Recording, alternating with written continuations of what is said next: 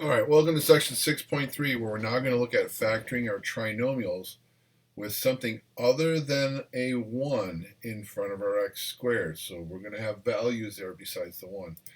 Everything is going to be the same. We're still doing the FOILing process backwards. We're still going to use our sign rules. If your constants are positive, your signs are the same. What signs will they be? If the middle term's a plus, they're both plus. If the middle term's a minus, they're both minus. If my constant is a minus, then my two signs are opposite. All right, once we factor it, again, b will be determined by the sign. We also have the FLOI. If you take the first term and last term, multiply them together, middle terms multiply together, we still get the same values. And again, this is what justifies our what times what equals AC, and the same two numbers have to add up to be B. All right, now, please don't ever have anybody tell you to factor by what they call trial and error or guess and check. Here we have 3x squared minus 10x minus 8. What they want you to do is realize, hey, the only factors of 3 are 1 and 3.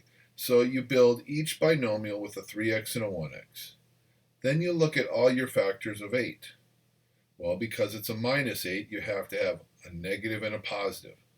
So negative 1, positive 8, positive 1, negative 8, positive 8, negative 1, negative 8, positive 1. So just for those two factors, 4 different sets of binomials.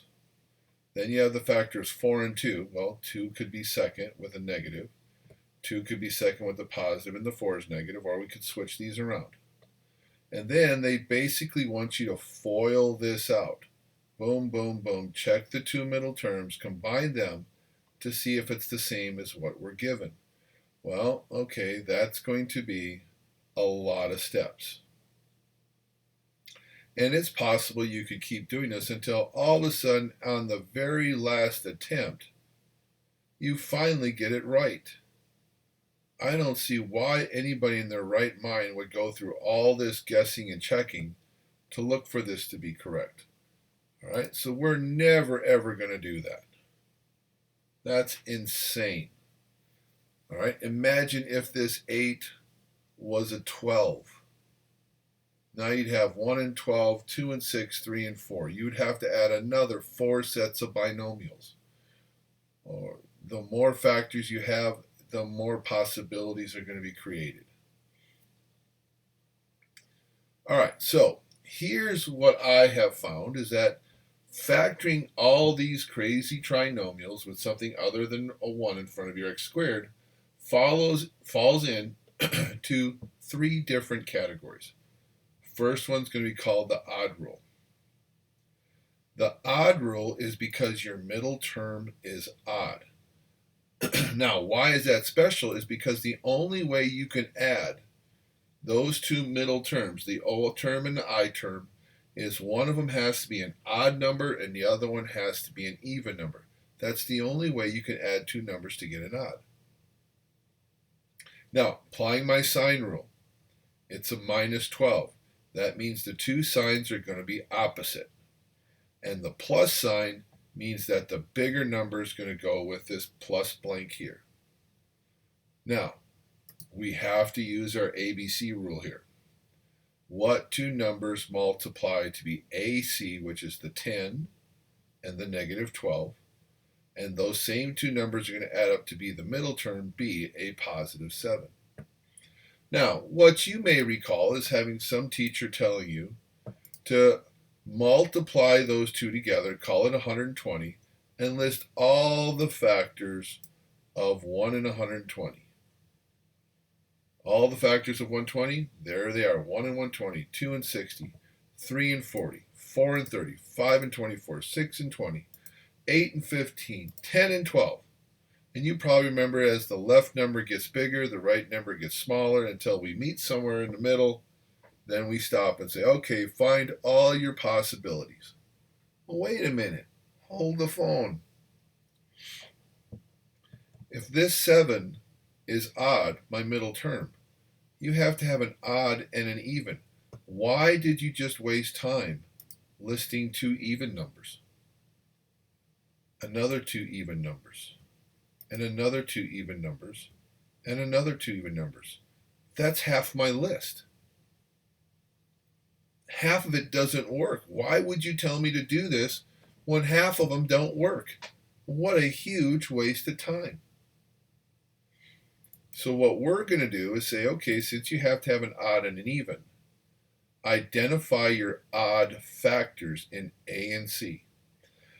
So 10 is going to have the factors 2 and 5, and 12 has a 3 as an odd factor. So what that tells me is take the 3 and isolate it by itself. 3 times something. Then take the 5 and isolate it. 5 times something. And then there's your other number sense rule that says you can multiply two odds together and make another odd 15 times something. Now, what are these somethings going to be? If we cover up the 3, you're left with 2 times 5 times 4. Okay, that's 40. Now, these two do not subtract to give me a 7. Maybe a 37, but not a 7. I cover up the 5. 12 times 2, that's going to be 24. 24 minus 5 does not equal 7. Cover up the 5 and the 3. I'm left with the 2 and the 4 multiplied together as 8.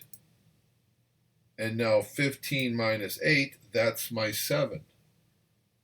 So I have a much smaller list, getting to my numbers much quicker. So 15 and negative 8 come over here in these blanks. Now, what I've just found is the O and the I term. These are the two numbers that were multiplied together. So that would be plus 15x minus 8x minus 12. When I FOILed it out, the F, the O, the I, and the L. These are my two middle terms. And now that I have 4 of them, cut it in half, plus in this binomial, and it's got to be the same over here, then the 2 pluses are going to come for the first, and hopefully these will be fill in the second one, and that's going to be a negative number. So looking at 10x squared plus 15x, I see a 5x as my GCF. We divide it out, I get a 2x and a 3. That 2x plus 3 is the same over here, forcing my GCF. Negative 12 divided by a positive 3 is negative 4. So the 2x plus 3 goes in the first blank, 5x goes in the first blank here, then the negative 4, well, that's my minus 4. There's my answer right there.